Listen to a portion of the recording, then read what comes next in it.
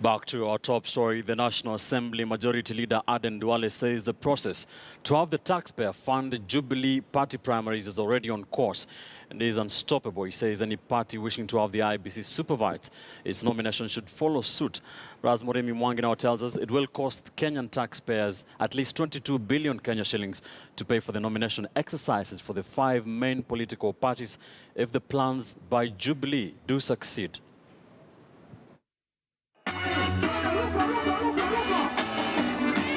With only 264 days to the August 8th, 2017 general election, Kenya is staring at a tough financial time as the government insists that Treasury has to provide every cent to be spent on the Jubilee party nominations. The price for democracy is very expensive. Whether nomination is conducted by IEBC or not, historical and even every now, the common citizens will go through 2 elections. ODM Director of Finance Joshua Kawino is warning that Treasury could spend up to 4.4 billion shillings for every political party that invites IEBC to supervise its nominations. Basing the figure on ODM's 2013 nominations, Kawino says every party would need a minimum of 3 million for each ward, where all 5 elective positions are contested in nominations. Money largely spent on payment of electoral staff and voting material. This, tabulated for the 1,450 wards across Kenya, would translate into 4.35 billion for a single party.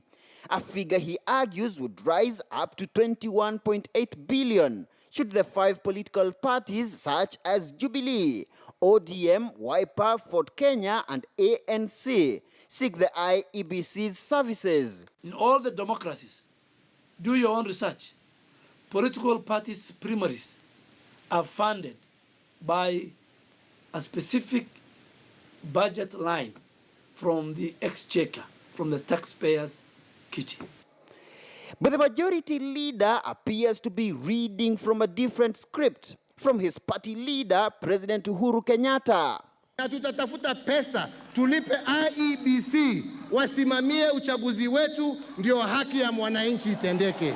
You know, when the president says tutatafuta pesa, it means tutatafuta pesa from the exchequer. He is the head of the executive.